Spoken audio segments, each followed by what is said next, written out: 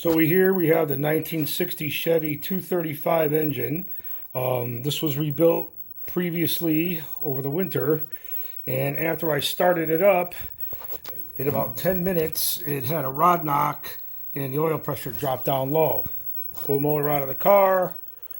I had isolated it to the number one rod with a stethoscope, and sure as shooting, the number one rod bearing was cooked along with 2 or 3 of the other ones as well.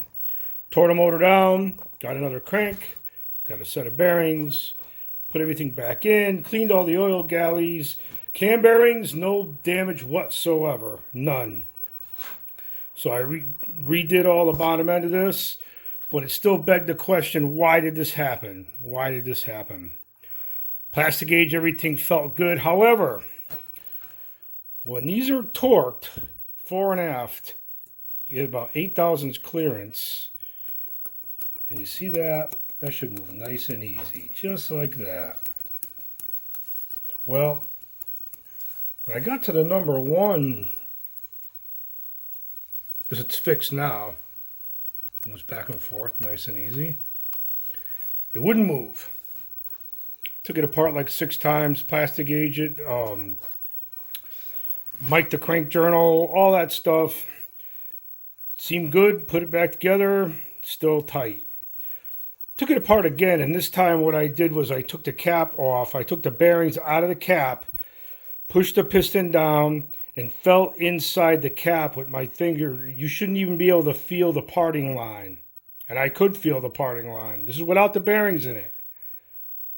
Come to find out, the person that took this apart before me stamped the bearing caps. You know, it's a common practice in a machine shop, is to stamp the bearing caps with the number of the cylinder on it. For example, let's see if I can find one here. There it is. There's number 6. 6 on the rod, 6 on the cap. Well, what they did with the number 1 was 6 on the rod and 6 on the cap, but not on the same side. When I flipped that cap around, I couldn't feel the parting line at all. When I flipped the cap back, I could feel a touch of the parting line. The fix was to flip the cap over to the right position. So, bad me for not taking a good look in the beginning when I took this apart at how they stamped the caps to see, in fact, if it was on right or not. And the other way to tell, of course, is underneath where the bearing faces come on. So, that's it for this. I think that's going to fix it.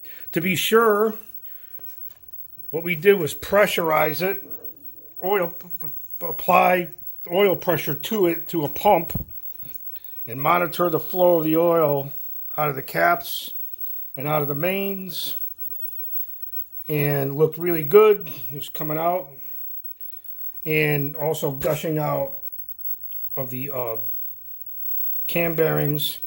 And I monitored it with a gauge, and when I pump this up, I don't have 3 hands here to make sure. So measured, torqued, checked, plastic gauged, checked again.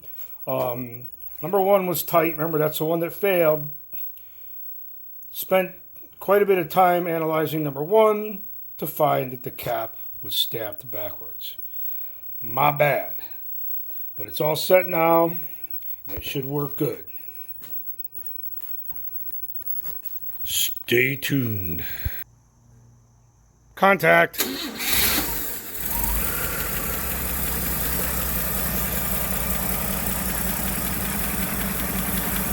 Much better this time.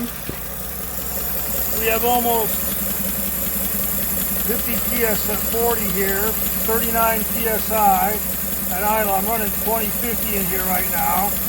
The engine is warmed up. So, looking good here. Needs a little lash adjustment. Other than that, I think we got it this time. Here's hoping.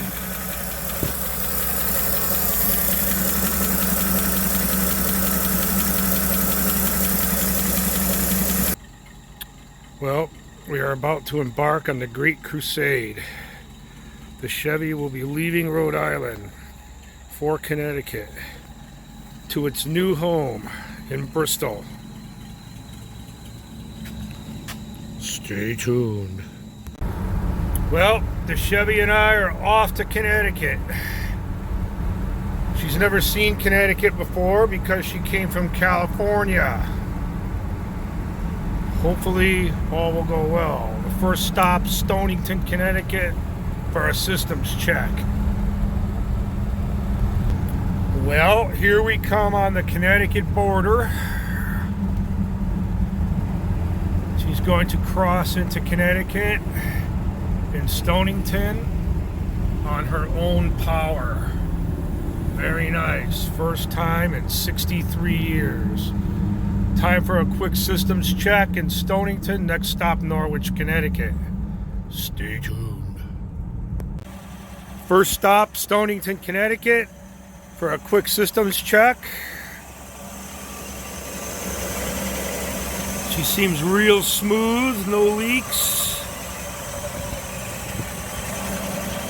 Can't even hear the tappets anymore. She's wearing in good. Next stop, Norwich, Connecticut, or as they say here, Norwich.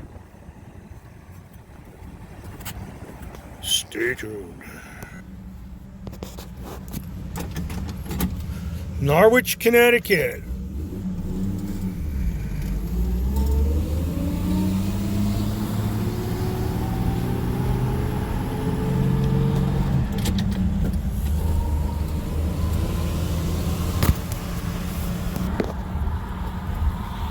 Hartford, Connecticut, in the 60 Chev.